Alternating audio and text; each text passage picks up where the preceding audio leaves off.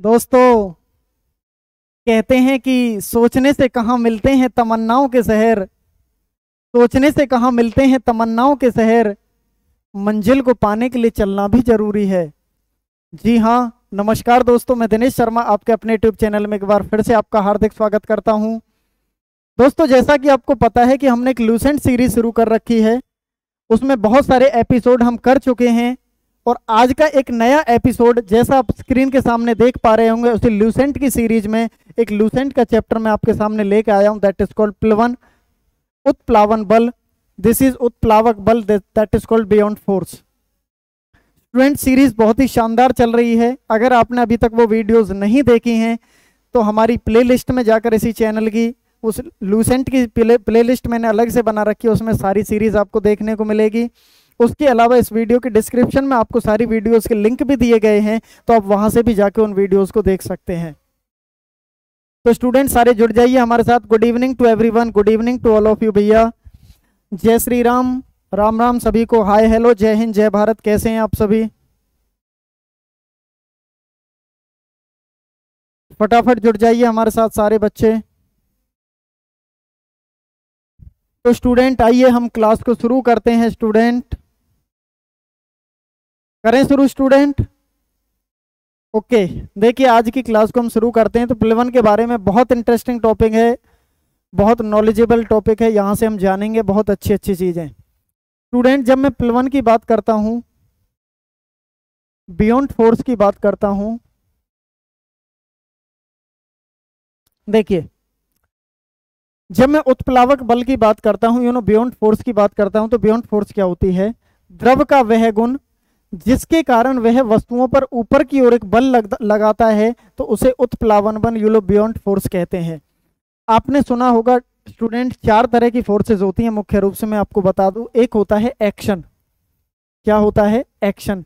बदले में क्या मिलेगा? रिएक्शन, आप जानते हैं। एक होती है ग्रेविटी, जब ऊपर से नीचे की तरफ कोई फोर्स लगती है, दैट इज कॉल्ड ग्रेविटी। और एक होती है बियॉन्ड फोर्स, जब ऊपर से नीचे से ऊपर की तरफ फोर्स लगती है। आपने किसी वस्तु को पानी में फेंका तो पानी एक बल ऊपर की तरफ लगाता है, that is called buoyant force. द्रव का वह गुण जिसके कारण वस्तुओं पर ऊपर की ओर एक बल लगता है, that is called buoyant force, that is called उत्प्लावन बल या उत्प्लावक बल।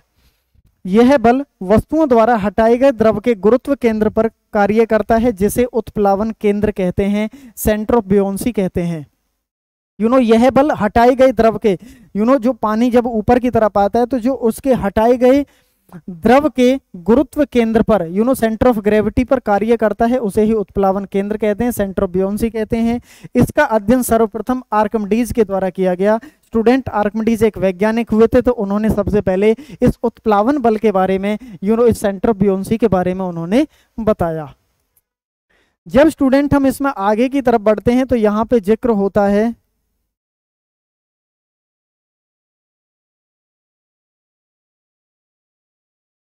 उत्प्लावक बल द्रव में डूबी पिंड के आयतन। हाँ देखो, उत्प्लावक बल द्रव में डूबी हुई वस्तु, पिंड का मतलब है वस्तु के आयतन एवं द्रव के घनत्व पर निर्भर करता है। घनत्व को कहते हैं डेंसिटी। देखिए बहुत अच्छी अच्छी चीजें जानेंगे हम यहाँ से, इंपोर्टेंट चीजें। पिंड, वस्तु जब द्रव में, लिक्विड में, पानी में पूर्णतः डूब जाती है, पूरी तरह से डूब गई, तो उत्प्लावक बल का मान अधिकतम हो जाता है। उत्प्लावक बल का मान ठोस वस्तु की प्रकृति और भार पर भी निर्भर नहीं करता है। मतलब इसका सीधा सा मतलब है कि कोई भी वस्तु द्रव में कब डूबेगी, कोई भी वस्तु द्रव में कब तैरेगी। और ऐसा देखो, आप इसको ऐसे समझिए, यहीं से तो आपको मैं डेंसिटी को समझाता हूं। इसको हम थोड़ा सा छोटा कर देते हैं, फिर समझते हैं। देखो, सबसे पहले स्टूडेंट इसमें हम जानते हैं डेंसिटी, सारी चीज क्लियर हो जाएंगी। डेंसिटी का मतलब होता है mass upon volume, mass upon volume, जिसको कहते हैं द्रव्यमान बटे में आयतन, इसको कहते हैं घनत्व। द्रव्यमान जिस भी किसी वस्तु के अंदर जितना मटेरियल होता है, मैं 20 बार इसका जिक्र कर चुका हूं।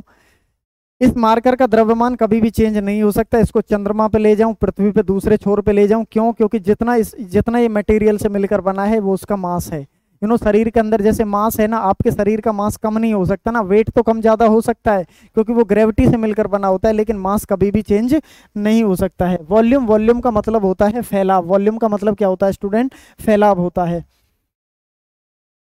तो इसका सीधा सा मतलब है कि जितना ज्यादा आयतन रहेगा उतनी डेंसिटी कम होगी, और जितना वॉल्यूम कम रहेगा उतनी डेंसिटी ज्यादा रहेगी। घनत्व, जो जितनी वस्तु चीज भारी होती है उसके कंपैरिजन में जो वस्तु हल्की होती है उसका घनत्व कम होता है।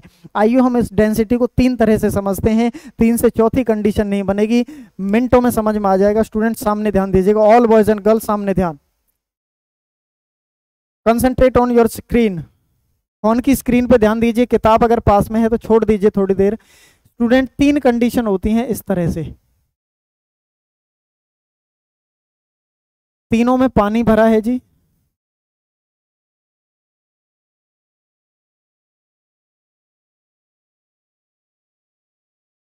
सही है।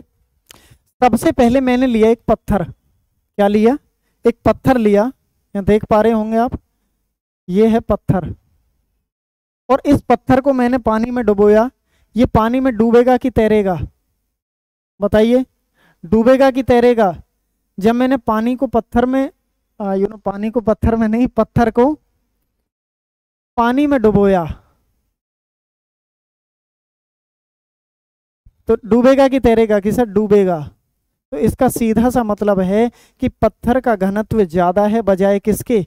पानी के। एक सेकंड कंडीशन में मैंने ली एक पॉलिथीन, पन्नी जिसको आप कहते हैं।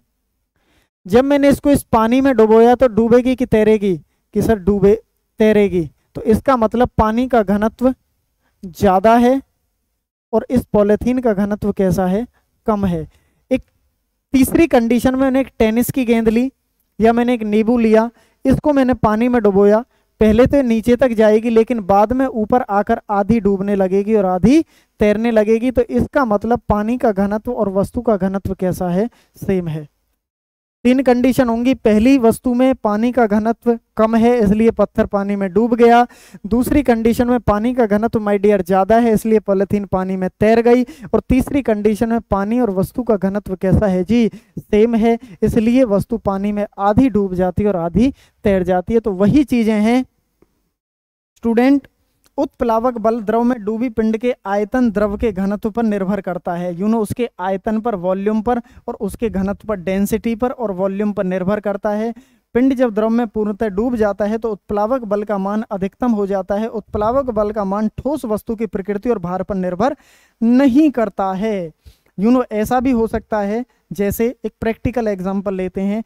मैं आपसे कहूं कि एक अंडा है और किसी अंडे को पानी में डुबोइए, किसी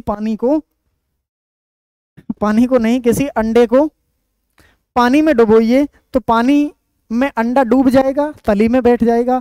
गिलास में प्रैक्टिकल करके देख सकते हैं। अब मैं आपसे कहूं कि उस नमक में पानी मिला दो, अरे कैसे कैसे उल्टा बोल रहा है यार आज। उस पानी में क्या मिला दें?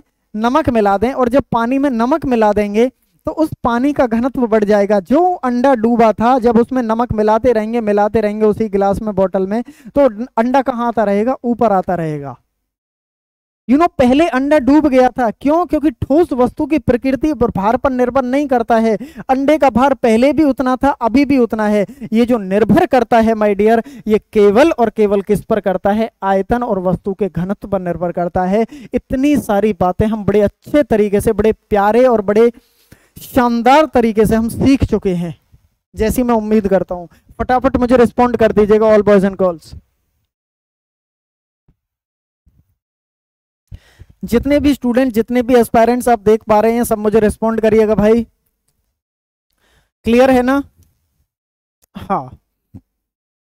जब हम स्टूडेंट आगे की तरफ बढ़ते हैं तो इसमें जिक्र होता है आर्किमिडीज का सिद्धांत, आर्किमिडीज का प्रिंसिपल। और आर्किमिडीज ने तो इसके बारे में बताया था और बड़ी अच्छी बात बताई थी आर्किमिडीज ने, वो आपको जाननी होगी। यहां से आर्किमिडीज ने कहा था जी कि जब कोई वस्तु किसी द्रव में आंशिक रूप से, आंशिक मतलब थोड़ी, डुबोई जाती है तो उसके भार में कमी का आभास होता है, भार में यह आभासी कमी वस्तु द्वारा हटाए गए द्रव के भार के बराबर होती है। आइए, ये सब प्रैक्टिकल लायक सीखने लायक चीजें हैं। इस पेन को, इस मार्कर को मैंने इस बोतल में डुबोया, बोतल पानी से भरी है आंशिक रूप से, थोड़ा सा। जब मैंने इसको इसमें डाला होगा, जब कोई वस्तु द्रव में डुबोई जाती है तो उसके भार में कमी प्रतीत होती है। तो इस मार्कर के जो भार में वो कमी प्रतीत होगी मुझे, जितना भार अब लग रहा है। जैसे मैंने इसको पानी में डुबो दिया तो पहले भार की बजाय मुझे कम भार लगने लगेगा। और ये भार कम क्यों होता है? भार में यह आभास का मतलब फील होना, लगना। कमी वस्तु के द्वारा हटाए गए द्रव के भार के बराबर होती है। कितना वेट कम फील होगा? जितना इस वस्तु ने आंशिक जब डुबोया था, जैसे मानो बोतल ऊपर तक पानी से भरी है, जब मैं इसको डुबोऊंगा तो पानी बिखरेगा। जितना पानी बाहर बिखरेगा, जितना उस पानी में वेट रहेगा, इतना भार कम प्रतीत होगा इसका। तो वही है कि जब किसी वस्तु को द्रव में आंशिक रूप से डुबोया जाता है तो पहले ही अपने भार के बराबर जल को हटा चुकी होती है। That is called Archimedes principal. समझ गए होंगे मेरे भाई। देखो, प्लवन के कुछ नियम हैं यहाँ पे, इनके बारे में थोड़ा सा जिक्र कर लेते हैं। थोड़े से ही समझ आ जाएगा, इसलिए मैं थोड़ा सा कहता हूं, क्योंकि ये सारी चीजें आसान है, बहुत आसान है। प्लवन का नियम क्या कहता है? संतुलित अवस्था में, स्थिर अवस्था में तैरने पर वस्तु अपने भार के बराबर द्रव्य विस्थापित करती है। क्योंकि कोई भी वस्तु तैरती कब है? मैंने बताया था कि जब वस्तु का घनत्व और पानी का घनत्व कैसा होता है? बराबर होता है। जब आप तैरते हैं तो इसका सीधा सा मतलब है कि अपने भार के बराबर आप जल को हटा चुके होते हैं, इसी वजह से आप तैरते हैं। अगर कम या ज्यादा हो गया, ज्यादा ही कम ही होगा, तो इस वजह से आप फिर क्या हो जाएंगे? डूब जाएंगे। अगर आप बराबर पानी को हटा रहे हैं तो आप तैर जाते हैं। संतुलित अवस्था में तैरने पर वस्तु भार के बराबर विस्थापित करती है, हटाती है। ठोस का गुरुत्व केंद्र तथा हटाए गए द्रव का गुरुत्व केंद्र दोनों एक ही ऊर्ध्वाधर रेखा में होने चाहिए। ठोस का गुरुत्व केंद्र, मैं आपसे ही एग्जाम्पल लेता हूं। जब आप तैरते हैं, तैर के दिखाऊं क्या मैं यहाँ पे? भाई पानी नहीं है, वरना दिखा भी देता मैं, है ना। जब आप तैर के यहाँ तैरते हैं, ठोस का गुरुत्व केंद्र, आपका जो सेंटर ऑफ ग्रेविटी है, आपका जो गुरुत्व केंद्र है, हटाए गए गुरुत्व केंद्र, द्रव का गुरुत्व केंद्र, जिस चीज में आप तैर रहे हैं उसके गुरुत्व केंद्र दोनों एक ही ऊर्ध्वाधर मतलब कि सेम एंगल में होने चाहिए, ऊर्ध्वाधर रेखा में होने चाहिए। तो आप उस वस्तु में तैर जाएंगे। क्या हो जाएंगे? तैर जाएंगे। अगला जिक्र है जी डेंसिटी। अब जो डेंसिटी होती है, मैंने बताया था मास अपॉन वॉल्यूम होती है स्टूडेंट। ये मास अपॉन वॉल्यूम है, तो इसका सीधा सा बात है, यहाँ पे मैंने आपको जिक्र किया है मास अपॉन वॉल्यूम। मास मतलब किलोग्राम, और ये क्या है? मीटर होता है, तो इसका मतलब किलोग्राम मीटर एसआई यूनिट। आपेक्षिक घनत्व, रिलेटिव डेंसिटी या वशिष्ठ गुरुत्व या स्पेसिफिक ग्रेविटी, इसको क्या कहते हैं?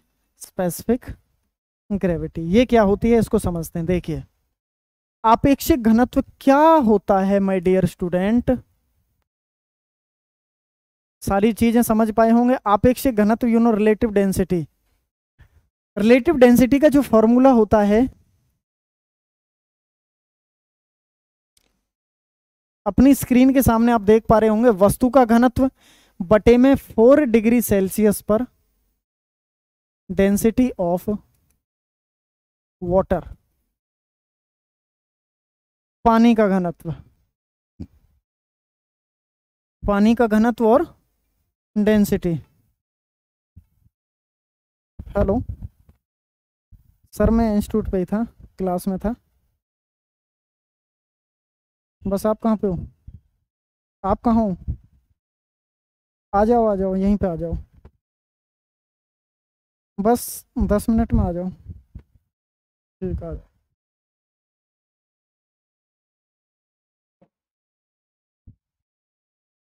स्टूडेंट समझ आया? रिलेटिव डेंसिटी क्या है? वस्तु का घनत्व बटे में 4 डिग्री सेल्सियस पर पानी का घनत्व। देखिए सेम चीज है, किसी भी फॉर्मूले को बनने के लिए दोनों चीजें अलग अलग चाहिए होती हैं, तो इस वजह से आपेक्षिक घनत्व एक अनुपात है, सेम अनुपात है, सेम रेशियो है, अतः इसका कोई भी यूनिट नहीं होती है, ये यूनिट लेस होता है, इसको याद रखना, that's a very very most important student. ये यूनिट लेस होता है, क्यों? क्योंकि घनत्व से घनत्व कैंसिल आउट हो जाता है, वस्तु का घनत्व बटे में 4 degree Celsius of density of water, तो घनत्व से घनत्व, क्योंकि किसी भी यूनिट को बनने के लिए दो चीजें अलग अलग चाहिए होती हैं, यहाँ पे सेम है, तो इस वजह से इसकी कोई भी यूनिट नहीं होती है। मात्रक की सभी प्रणाली में इसका मान कैसा होता है? सेम होता है। आपेक्षिक घनत्व को हाइड्रोमीटर से मापा जाता है student, that's a very very most important. आपेक्षिक घनत्व को रिलेटिव डेंसिटी को किससे मापा जाता है? हाइड्रोमीटर से। इसके साथ साथ में एक पॉइंट और बता रहा हूं, आपेक्षिक आर्द्रता, पेपर में क्वेश्चन आता है, आपेक्षिक आर्द्रता यहां पे नहीं है, मैं बता रहा हूं, जिसको कहते हैं रिलेटिव ह्यूमिडिटी, आर्द्रता को कहते हैं ह्यूमिडिटी, ह्यूमिडिटी मतलब कि नमी, तो इसको मापा जाता है हाइग्रोमीटर से। इससे हाइग्रोमीटर से, याद रखना। आपेक्षिक आर्द्रता को मापने वाला जो यंत्र होता है that is called hygrometer, but आपेक्षिक घनत्व को रिलेटिव डेंसिटी को मापने वाला जो यंत्र होता है दैट इज कॉल्ड हाइड्रोमीटर।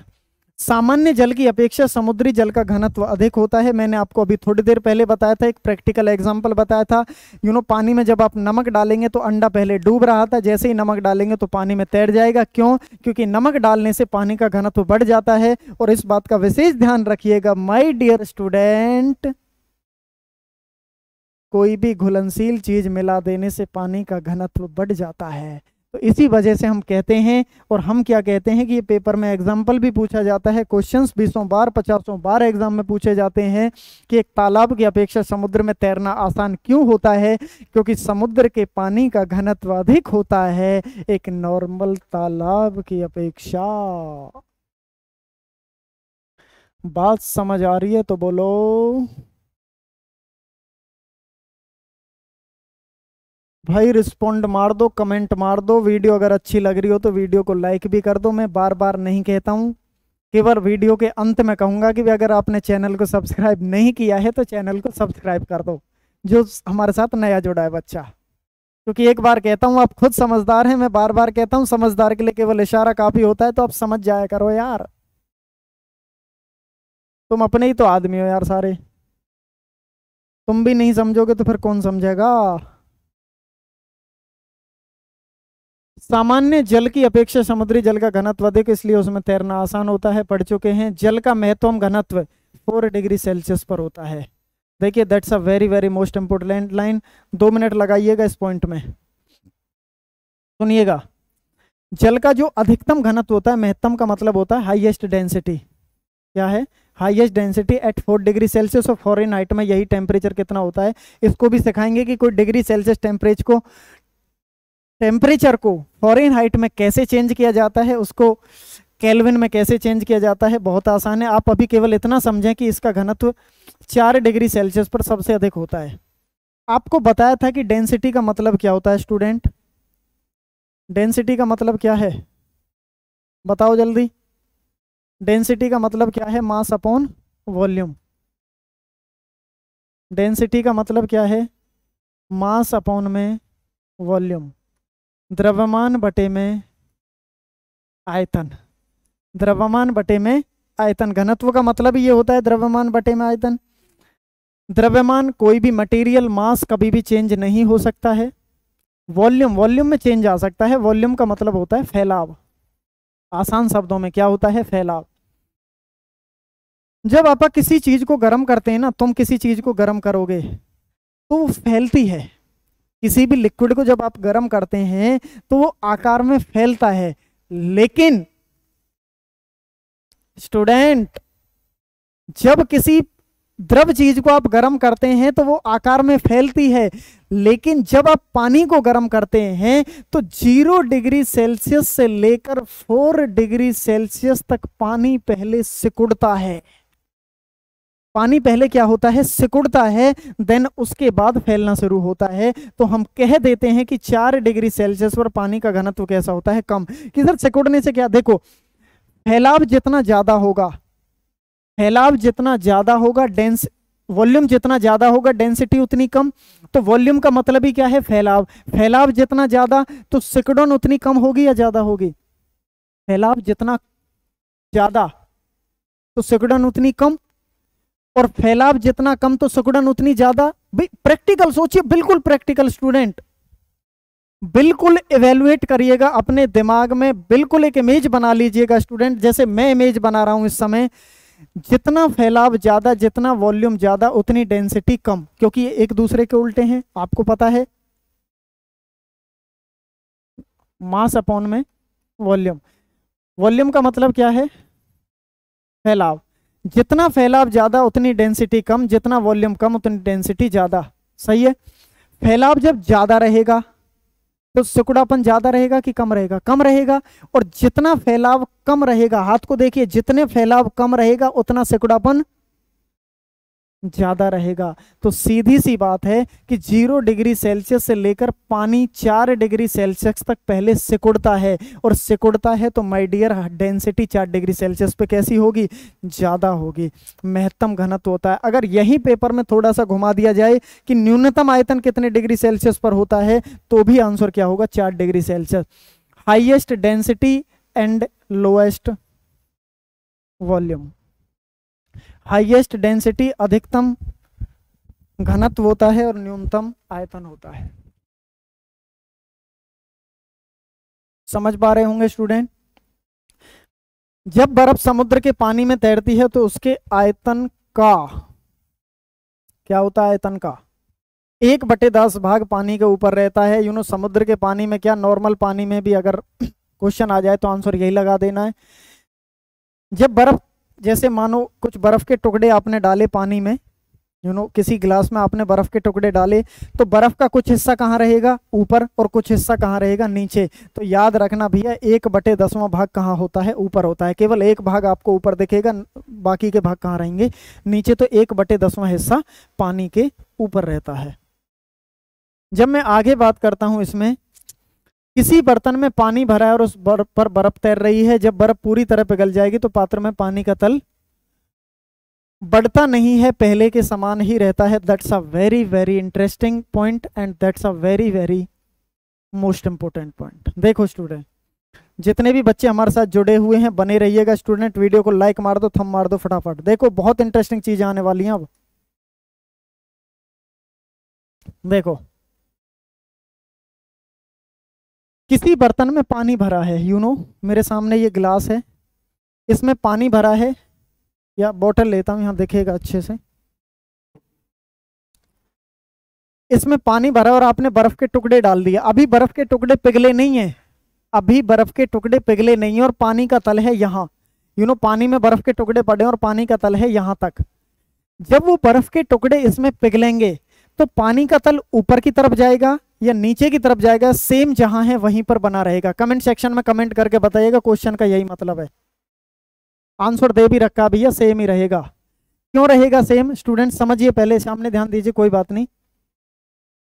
क्योंकि मैंने आर्किमिडीज का प्रिंसिपल क्या बताया था कि जब किसी वस्तु को पानी में डुबोया जाता है तो पहले ही अपने भार के बराबर जल को हटा चुकी होती है।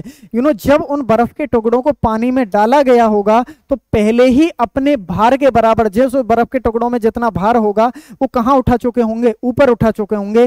तो जब वो पिघलेंगे तो पानी का तल ज्यों की त्यों बना रहेगा, ना नीचे जाएगा ना ऊपर जाएगा, जैसा है ऐसा ही बना रहेगा। बात समझ आ रही है तो वीडियो पे कमेंट मार दो मेरे भाइयों, मेरे दोस्तों, मेरे लाडलो।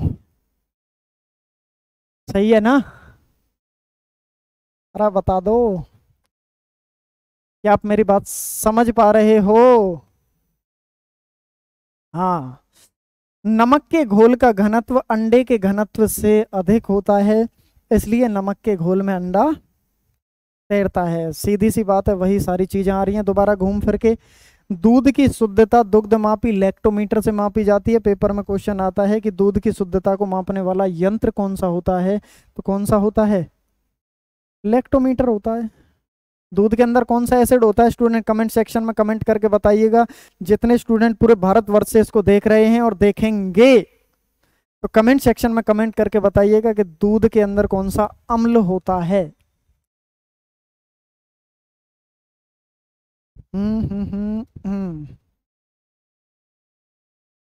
कौन सा पॉइंट है? देखिए मेटा सेंटर क्या होता है स्टूडेंट, मेटा सेंटर क्या होता है इसको थोड़ा सा ध्यान से समझेंगे, इसको प्रैक्टिकल समझाऊंगा मैं आपको। मित केंद्र क्या होता है? मेटा सेंटर तैरती हुई वस्तु के द्वारा विस्थापित द्रव के गुरुत्व केंद्र को उत्प्लावन केंद्र कहते हैं, पहले ही पढ़ चुके हैं। उत्प्लावन केंद्र से जाने वाली उधर्व रेखा, उसी एंगल में जाने वाली रेखा जिस बिंदु पर वस्तु के गुरुत्व केंद्र से जाने वाली प्रारंभिक उधर्व रेखा को काटती है उसे मित केंद्र कहते हैं। जैसे कोई व्यक्ति इस पानी में तैर रहा है, क्या है, जैसे कोई व्यक्ति पानी में तैर रहा है, पानी में तैर रहा है, तो उत्प्लावन केंद्र किसको कहते हैं? इसकी जो सेंटर ऑफ ग्रेविटी है और पानी की जो सेंटर ऑफ ग्रेविटी है कुछ इस तरह से, सही है। जाने वाली उधर्व रेखा जिस बिंदु के गुरुत्व केंद्र से प्रारंभिक, जहां से ये शुरू हुआ था और जहां से इसका गुरुत्व केंद्र शुरू होता था, एक दूसरे पर काटती हैं, ये वाला बिंदु दैट इज कॉल्ड मित केंद्र, मेटा सेंटर। या आप इसको ऐसे समझिए, आपने जैसे कैसे कैसे कैसे कैसे कैसे हाँ, आपने गर्म दूध होगा और कहीं जाने की जल्दी होगी तो ठंडा किया होगा कभी कभी, पानी में रख देते हैं ना कटोरे में, जब कटोरा में हम दूध पीते हैं, कटोरा गिलास जो भी है, जब गिलास या कटोरे में दूध पीते हैं तो कटोरे में ज्यादातर देखा होगा आपने उसको पानी में रख दिया आपने ठंडा होने के लिए। अब आपने क्या देखा होगा, जब आप कटोरे को जब ज्यादा भरा रहता है, ऊपर तक भरा रहेगा दूध, तो सीधा की सीधा उस पर तैरता रहेगा। लेकिन अगर आधा सा कटोरा भरा है ना, अगर नहीं पता तो स्टूडेंट आज ही अभी इसी समय वीडियो के खत्म होने के बाद, रात का समय हो रहा है, रोटी खाने के बाद, खाना खाने के बाद आप दूध जरूर पिएंगे, तो आप ये प्रैक्टिकल करके देखना, अभी समझ आ जाएगा मित केंद्र क्या होता है। क्योंकि मैं यहाँ दिखा नहीं सकता आपको, अगर आप मेरे से फिजिकली यहाँ टच होते तो मैं आपको दिखा देता कि कैसे कैसे होता है। जब आपने देखा होगा कटोरे में आधा सा दूध होता है या पानी होता है तो वो टेढ़ा हो जाता है, और वो टेढ़ा टेढ़ा टेढ़ा टेढ़ा टेढ़ा टेढ़ा टेढ़ा, मतलब मैं भी टेढ़ा हो रहा हूँ उसकी तरह, वो टेढ़ा टेढ़ा टेढ़ा टेढ़ा तैरने लगता है, दैट इज कॉल्ड, जैसे इस तरह से पानी में ये आपका बॉयल है, कोई ये कटोरा है, एक तो सीधा तैरता रहेगा, लेकिन ये इस कटोरे की शेप एंड साइज कैसी हो जाएगी, यहाँ पे टेढ़ी हो जाएगी, वो केवल और केवल मेटा सेंटर की वजह से होती है, कुछ इस तरह से, इस तरह से। ये जो बिंदु होता है जहां से टच होता है that is called Meta centre. इसका बिंदु और इसका बिंदु, इसको ऊर्ध्वाधर रेखा को जो टच करती हैं that is called Meta centre student, that is called मित केंद्र। बात समझ आ रही होगी स्टूडेंट? क्लियर है ना स्टूडेंट?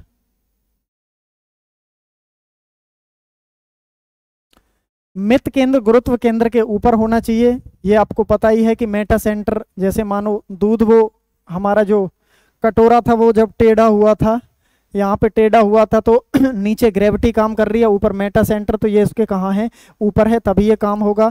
वस्तु का गुरुत्व केंद्र हटाए गए द्रव का गुरुत्व केंद्र अर्थात उत्प्लावन केंद्र दोनों एक ही ऊर्ध्वाधर रेखा में होना चाहिए, तभी ये यहाँ से ऐसे काम करेगा, एक ही ऊर्ध्वाधर रेखा, ये भी इसी डायरेक्शन में, ये भी इसी डायरेक्शन में होना चाहिए।